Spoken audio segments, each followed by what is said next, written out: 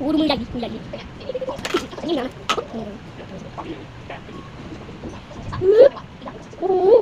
อะไรกันเนี่ยอะไรที่สวยมากเลยต้องให้มันสูงขึ้นเลยดูให้มันเลี้ยงสูง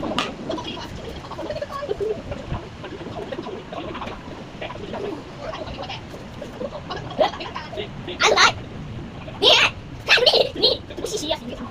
อุ้ยขอให้สูงนี้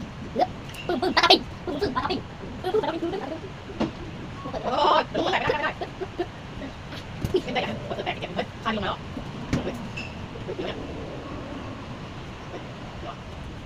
เดี๋ยวเดี๋ยวแตกเฮ้ยเฮ้ยเฮ้ย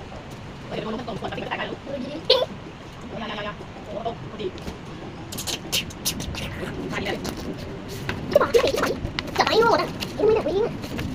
ไม่ได้เลยไม่ดีเลยจะพูดดีเลยดีโว้ยแกอีสมาโกมาเอ็งดีเอ็งมันโตดีเยอะ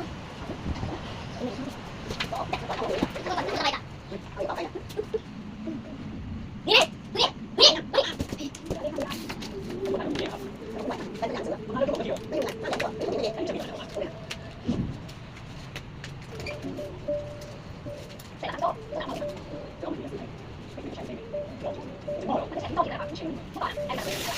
เอาสิคนมันจะทำได้ไงเย้มันโดนแตกลูก ไม่โดน มันโดนแตกเขาเจ็บยุ่งเลยเนี่ยเข้าดูสายดำดินี่ เก่งอ่ะ แตกอ่ะสูงอ่ะสูงแล้วมันโดนแตกอ่ะจริงอ่ะว้าเจ็บมันโดนแตกลูกเอาก่อน เก่งป่ะเนี่ยเก่งป่ะเก่งอ่ะ เก่งเอาก่อนแตก เก่งยังไงโลแตก ไ